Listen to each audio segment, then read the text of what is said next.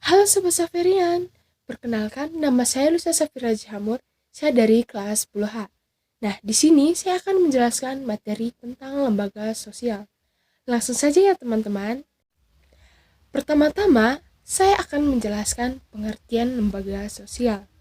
Nah, istilah lembaga sosial ini merupakan terjemahan dari istilah bahasa Inggris yaitu social institution yang merujuk pada dua pengertian, yakni sistem nilai dan norma-norma sosial, serta cara atau bentuk organ-organ sosial. Nah, Kejaran ingat lebih mengutamakan sistem nilai dan norma, sehingga menerjemahkan social institution ini sebagai penata sosial. Sementara itu, Selo Sumarjan dan Sulaiman Sumardi menerjemahkan social institution sebagai lembaga kemasyarakatan. Nah, dari definisi-definisi tersebut dapat disimpulkan bahwa lembaga sosial ini berkaitan dengan hal-hal yang pertama, seperangkat norma yang saling berkaitan, bergantung, dan memengaruhi. Yang kedua, seperangkat norma yang dapat dibentuk, diubah, dan dipertahankan sesuai dengan kebutuhan hidup.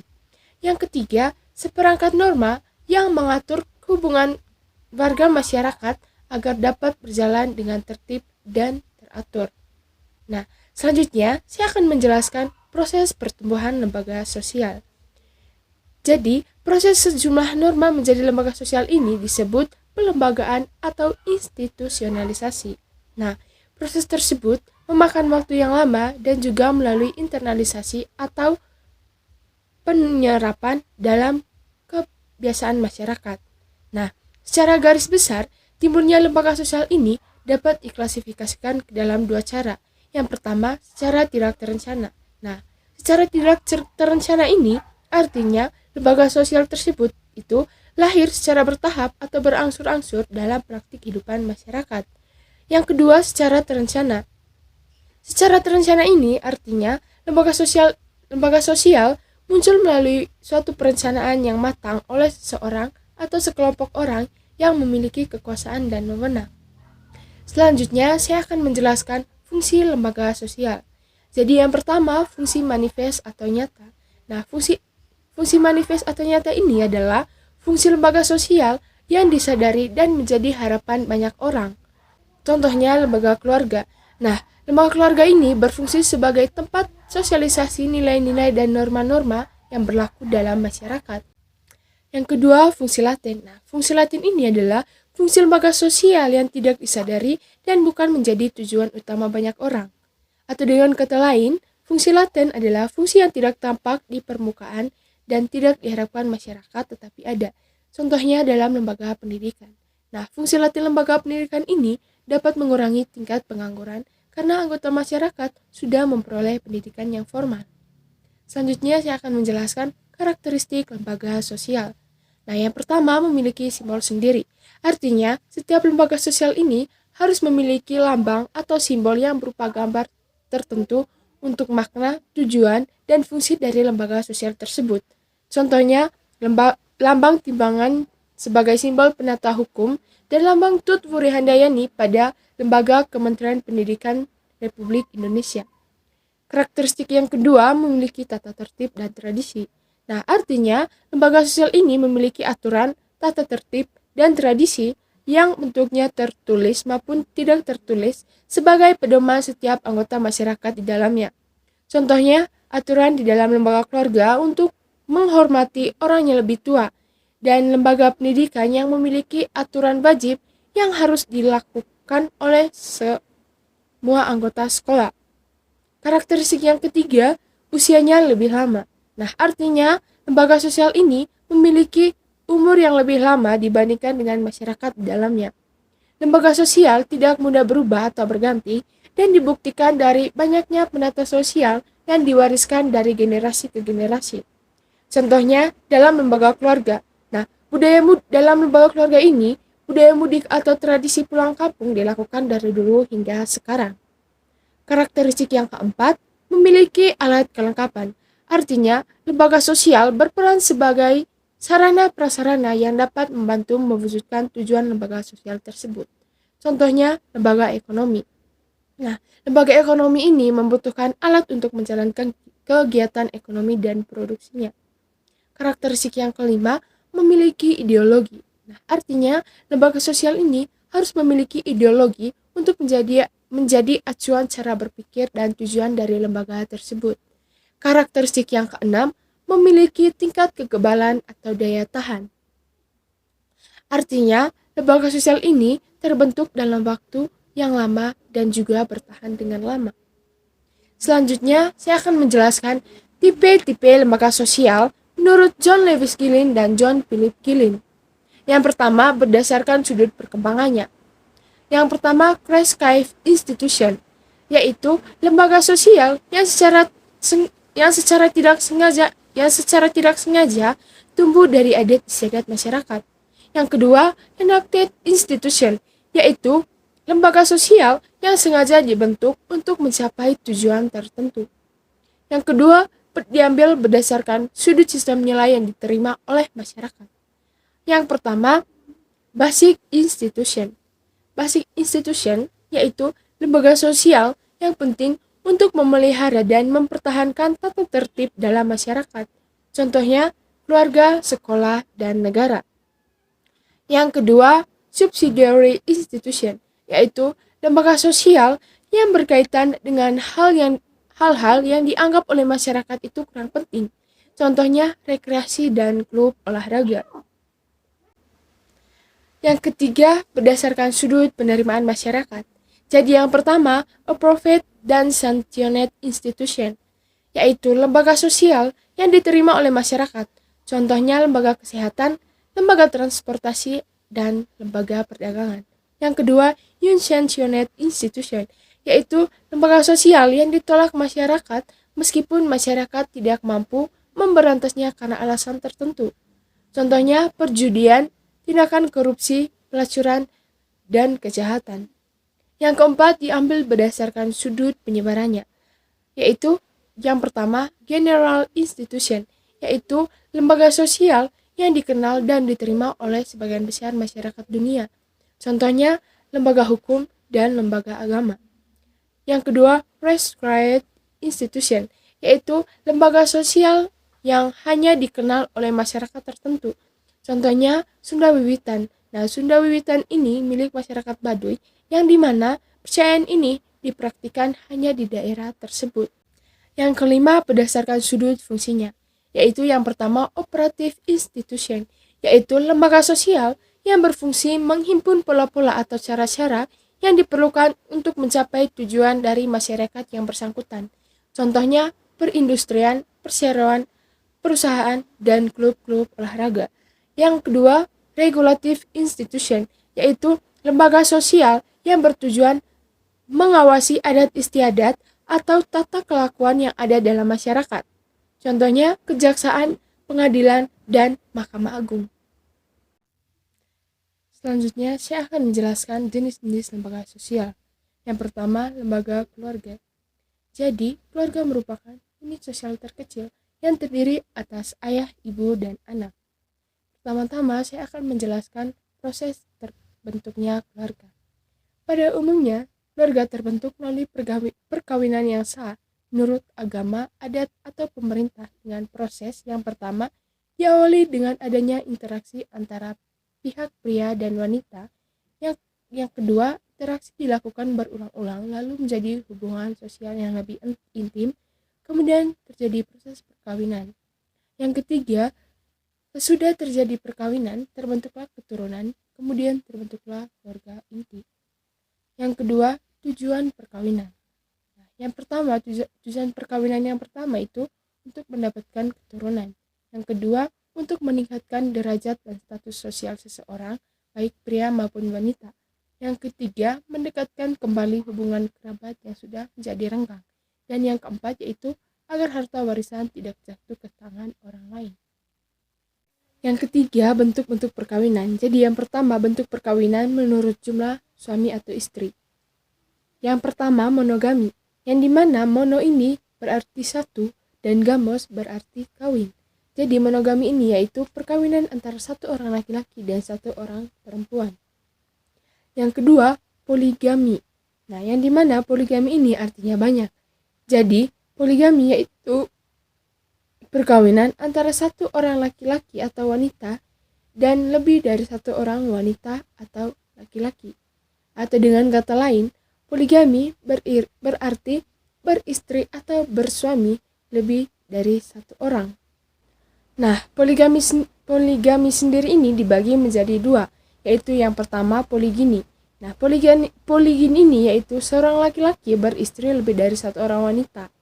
Nah, poligini sendiri juga dibagi menjadi dua, yaitu yang pertama poligini sororat, artinya bila para istri beradik kakak, dan yang kedua poligini non sororat, artinya para istri bukan beradik kakak. Yang kedua poliandri. Nah, poliandri yaitu seorang wanita bersuami lebih dari satu orang laki-laki. Nah, poliandri ini juga dibagi menjadi dua, yaitu poliandri fraternal, yaitu bila suami beradik kakak, dan poliandri non fraternal, yaitu bila suaminya tidak beradik kakak. Selanjutnya, saya akan menjelaskan pola menetap sesudah perkawinan. Yang pertama, patrilokal atau virilokal, yaitu pasangan suami istri bertempat tinggal di sekitar pusat kediaman kerabat suami. Yang kedua, matrilokal atau otirilokal, yaitu pasangan suami istri bertempat tinggal di sekitar kerabat istri. Nah, yang ketiga, biolokal. Nah, biolokal yaitu pasangan suami istri menetap secara bergantian antara kerabat istri dan kerabat suami. Yang keempat, neolokal yaitu pasangan suami istri bertempat tinggal di tempat yang baru.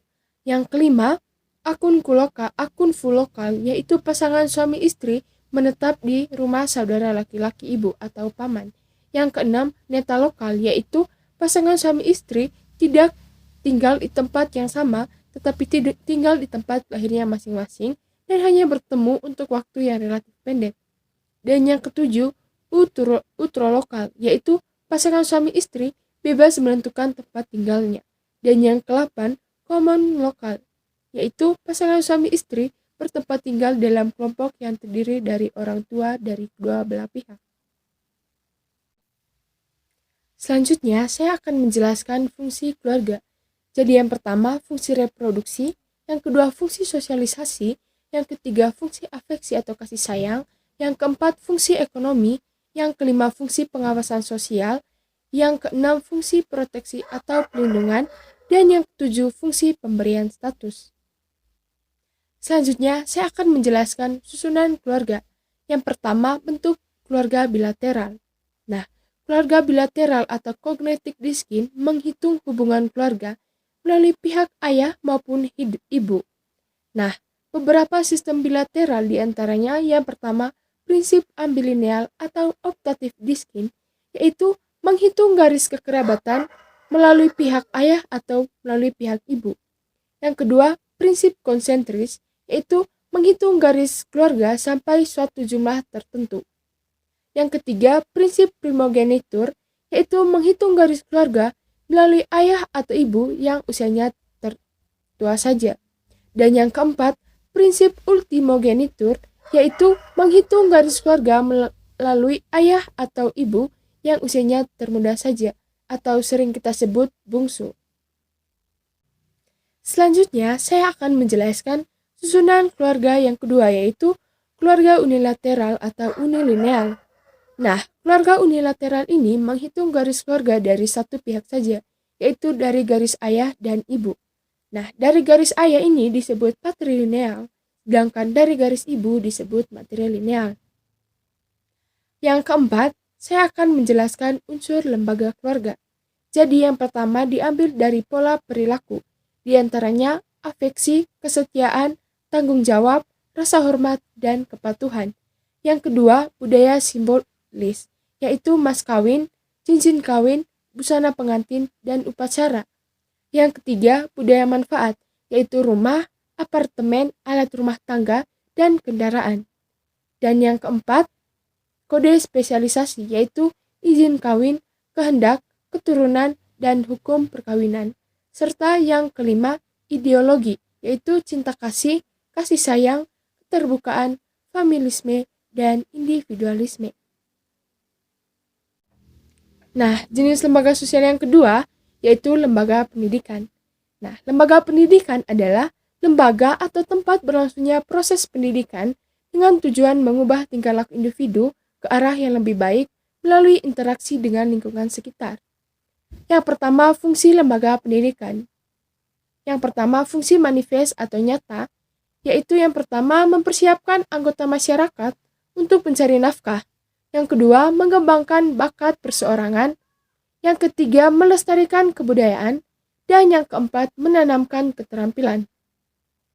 Yang kedua, fungsi laten atau tidak disadari, yaitu antara lain yang pertama, mengurangi pengendalian orang tua. Yang kedua, menyediakan sarana untuk pembangkangan. Yang ketiga, mempertahankan sistem kelas sosial. Dan yang keempat, memperpanjang masa remaja. Menurut David Pepeno, nomor tahun 1971, ada 4 fungsi lembaga pendidikan. Yang pertama, transmisi atau pemindahan kebudayaan masyarakat. Yang kedua, memilih dan mengajarkan peran sosial. Yang ketiga, sekolah mengajarkan corak kepribadian. Dan yang keempat, sumber inovasi baru. Yang kedua, saya akan menjelaskan unsur-unsur lembaga pendidikan. Yang pertama, pola perilaku. Di antaranya, cinta pengetahuan, kehadiran, meneliti, dan semangat belajar. Yang kedua, budaya simbolis. Di antaranya, seragam sekolah, maskot, lagu-lagu sekolah, dan logo. Yang ketiga, budaya manfaat. Di antaranya, kelas, perpustakaan, laboratorium, dan lapangan. Yang keempat, kode spesialisasi. Di antaranya, akreditasi, tata tertib, kurikulum, dan tingkatan atau strata. Dan yang kelima, ideologi. Di antaranya, keberhasilan akademis, pendidikan, progresif, inovatif, dan klasikisme. Selanjutnya, saya akan menjelaskan jenis lembaga sosial yang ketiga, yaitu lembaga politik. Nah, lembaga politik adalah tata nilai dan norma yang berkaitan dengan kekuasaan atau wewenang yang ada dalam masyarakat.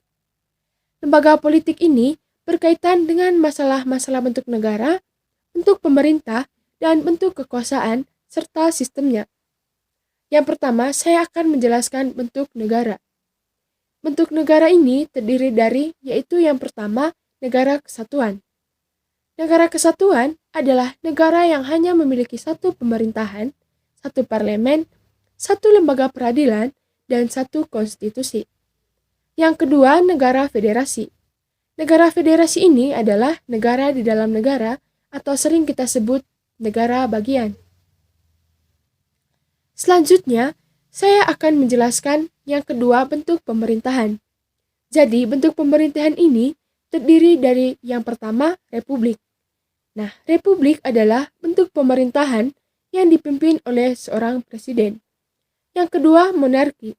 Monarki adalah bentuk pemerintahannya dipimpin oleh seorang raja atau seorang ratu. Dan yang ketiga, kekaisaran. Kekaisaran adalah bentuk pemerintahan dengan kepala negara sebagai kaisar. Selanjutnya, saya akan menjelaskan yang ketiga, yaitu bentuk kekuasaan. Kekuasaan dapat diperoleh melalui cara-cara. Yang pertama, kekuasaan karismatik, yaitu hanya dimiliki oleh orang yang berkarisma atau disegani oleh orang lain. Yang kedua, tradisi atau keturunan. Dan yang ketiga, pemberian secara formal atau legal rasional. Nah, hilangnya pola ketaatan terhadap kekuasaan dapat terjadi karena alasan-alasan, yaitu yang pertama, masyarakat menyadari bahwa mereka yang berkuasa adalah manusia biasa. Yang kedua, masyarakat menganggap mereka tidak diikutkan dalam setiap pengambilan keputusan. Nah, di sini cara yang dapat dipakai untuk mengatasi krisis kewibawaan adalah yang pertama, mengubah prinsip sentralisasi kekuasaan ke prinsip desentralisasi. Yang kedua, prinsip-prinsip menghindari disintegrasi. Dan yang ketiga, koordinasi terpadu dari pimpinan yang berwenang. Serta yang keempat, tidak mengulangi cara yang lama. Selanjutnya, saya akan menjelaskan fungsi lembaga politik. Fungsi lembaga politik yaitu yang pertama, memelihara ketertiban di dalam atau internal order. Yang kedua, menjaga keamanan di luar atau internal security. Yang ketiga, mengusahakan kesejahteraan umum atau general welfare. Dan yang keempat, mengatur proses politik. Selanjutnya, unsur-unsur lembaga politik. Yang pertama, pola perilaku. Di antaranya loyalitas, kepatuhan, subordinasi, kerjasama, dan konsensus. Yang kedua, budaya simbolis. Di antaranya bendera, materai, maskot, dan lagu kebangsaan. Yang ketiga, budaya manfaat. Di antaranya gedung, persenjataan, pemerintahan, belangko, dan formulir. Yang keempat, kode spesialisasi. Di antaranya program, konstitusi, traktat, dan hukum. Dan yang kelima, ideologi. Di antaranya nasionalisme, hak rakyat, demokrasi, dan republik atau monarki. Selanjutnya, saya akan menjelaskan jenis-jenis lembaga sosial yang keempat, yaitu lembaga ekonomi. Menurut Kornblum tahun 1988, penelitian terhadap institusi ekonomi difokuskan pada pokok pasar dan pembagian kerja interaksi antara pemerintah dan institusi ekonomi dan perubahan pekerjaan. Yang pertama, pola-pola politik ekonomi. Pola-pola politik ekonomi ini dibagi menjadi yang pertama, pola feodalisme. Pola feodalisme adalah seperangkat lembaga politik dan ekonomi yang menempatkan pemilik tanah atau raja-raja dan prajurit-prajurit yang menjaga keamanan sebagai pelindung warga, harta benda, dan hak penggunaan tanah. Yang kedua, sistem merkantilisme. Sistem merkantilisme ini adalah sistem perekonomian yang menempatkan negara sebagai pihak yang bertanggung jawab, mengendalikan dan mengarahkan segenap kegiatan ekonomi. Yang ketiga, sistem kapitalisme. Sistem kapitalisme adalah reaksi dari sistem merkantilisme. Sistem kapitalisme ini memberikan kebebasan kepada pemilik modal. Yang ketiga, sistem kapitalisme. Sistem kapitalisme adalah reaksi dari sistem merkantilisme. Sistem kapitalisme ini memberikan kebebasan kepada pemilik modal untuk mengembangkan usahanya dan mendapatkan keuntungan sebesar-besarnya. Yang keempat, sistem komunisme. Sistem komunisme adalah suatu saham yang menempatkan partai tunggal atau diktator sebagai wakil rakyat untuk memerintah atas nama rakyat. Dan yang kelima, sistem sosialisme. Sistem sosialisme adalah sistem yang bertujuan merombak masyarakat ke arah persamaan hak dan pembatasan hak milik pribadi untuk menciptakan kesejahteraan masyarakat. Yang kedua, tujuan dan fungsi lembaga ekonomi. Yang pertama, memberi pedoman untuk mendapatkan bahan pangan. Yang kedua, memberikan pedoman untuk melakukan pertukaran barang atau barter. Yang ketiga, memberikan pedoman tentang harga jual beli. Yang keempat, memberikan pedoman untuk menggunakan tenaga kerja. Yang kelima, memberikan pedoman tentang cara pengupahan. Yang keenam, memberikan pedoman tentang cara pemutusan hubungan kerja. Dan yang ketujuh, memberi identitas bagi masyarakat. Yang ketiga, struktur lembaga ekonomi. Yang pertama, sektor agraris. Nah, sektor agraris meliputi kegiatan pertanian seperti sawah, perdagangan, perikanan, dan peternakan. Yang kedua, sektor industri. Sektor industri ini ditandai dengan kegiatan produksi barang. Dan yang ketiga, sektor perdagangan. Sektor perdagangan yaitu aktivitas penyaluran barang dari produsen ke konsumen. Yang keempat, unsur-unsur lembaga ekonomi, yaitu yang pertama, pola perilaku, di antaranya efisiensi, penghematan, profesional, dan mencari keuntungan.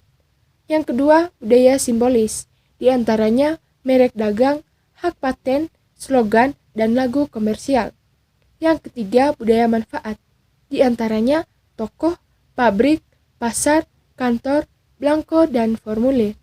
Yang keempat, kode spesialisasi, di antaranya hak monopoli, akte perusahaan, kontrak, dan lisensi. Dan yang kelima, ideologi, di antaranya liberalisme, tanggung jawab, manajerial, kebebasan berusaha, dan hak buruh. Selanjutnya, saya akan menjelaskan jenis-jenis lembaga sosial yang kelima, yaitu lembaga agama. Agama diartikan dengan istilah religion.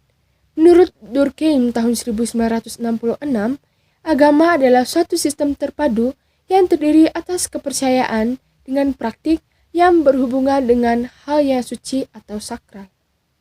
Nah, kepercayaan dan praktik tersebut mempersatukan semua orang yang beriman ke dalam suatu komunitas moral yang dinamakan umat. Durkheim menjelaskan bahwa semua agama membagi semua benda yang ada di bumi, baik yang berwujud nyata maupun ideal, ke dalam kelompok yang saling bertentangan, yaitu yang bersifat profan dan suci atau sacred, atau duniawi dan ilahi. Yang pertama, fungsi lembaga agama. Menurut Durkheim tahun 1966, fungsi agama adalah bentuk menggerakkan dan membantu kita untuk hidup. Dari segi makro, agama dapat menjalankan fungsi positif karena memenuhi keperluan masyarakat untuk secara berkala menegakkan dan memperkuatkan perasaan dan ide kreatif yang menjadi ciri utama dan inti persatuan dan persamaan umat. Secara rinci, agama berfungsi yang pertama sebagai pedoman bagi individu maupun kelompok. Yang kedua, mengatur tata cara hubungan antara manusia dan manusia dengan Tuhan. Nah, hal ini merupakan tuntutan tentang prinsip benar atau salah untuk menghindari perilaku menyimpang. Yang ketiga, pedoman untuk mengungkapkan rasa kebersamaan yang mewajibkan seseorang untuk selalu berbuat baik terhadap sesama dan lingkungan hidupnya. Yang keempat, pedoman perasaan, keyakinan atau confidence. Yang kelima, pedoman keberadaan atau existence. Yang keenam, mengungkapkan keindahan atau estetika. Yang ketujuh, pedoman rekreasi dan hiburan. Dan yang kedelapan, memberikan identitas. Yang kedua, unsur lembaga agama. Menurut Laik, Kellogg dan Colhane tahun 1989, unsur lembaga agama yaitu yang pertama kepercayaan. Nah, kepercayaan adalah suatu prinsip yang dianggap benar dan tanpa ada keraguan lagi. Seperti kepercayaan Montanisme yang percaya bahwa Tuhan itu satu, atau kepercayaan pada reinkarnasi bagi umat agama-agama timur seperti Hindu dan Buddha. Yang kedua, praktik keagamaan. Nah, maksud dari praktik keagamaan ini yaitu seperti berdoa, bersembahyang, berpuasa, dan sedekah. Praktik keagamaan berbeda dengan ritual keagamaan, karena ritual keagamaan menyangkut hubungan manusia dengan Tuhan secara vertikal, sedangkan praktik keagamaan meliputi hubungan vertikal dan hubungan horizontal, yaitu hubungan antar manusia sesuai dengan ajaran agama. Yang ketiga, simbol keagamaan. Simbol keagamaan dapat memberi tanda atau identitas bagi orang yang menganutnya. Misalnya, model atau corak pakaian orang Islam dan bentuk bangunan rumah ibadah umat Hindu, yaitu pura atau candi. Yang keempat, umat. Umat adalah penganut masing-masing agama. Sedangkan sekarang ini, banyak wadah atau organisasi yang menampung umat beragama dalam rangka melaksanakan praktik keagamaannya, seperti KWI, agama Katolik, NU, Muhammadiyah, MU dari agama Islam, PGI dari agama Kristen, PHDI dari agama Hindu, dan Walubi dari agama Buddha. Yang kelima adalah pengalaman keagamaan. Pengalaman keagamaan setiap umat berbeda karena menyangkut masalah yang sulit dibuktikan dan diukur kadarnya. Pengalaman keagamaan bersifat individual, seperti pengalaman spiritual seseorang pasien yang sakit parah yang sudah divonis oleh dokter akan meninggal. Tetapi karena doa dari si pasien maupun keluarganya, pasien tersebut dapat sembuh kembali. Sekian pemaparan materi singkat dari saya tentang lembaga sosial. Maaf jika presentasi kurang sempurna, karena yang sempurna adalah kita yang dulu pernah bersama. Terima kasih.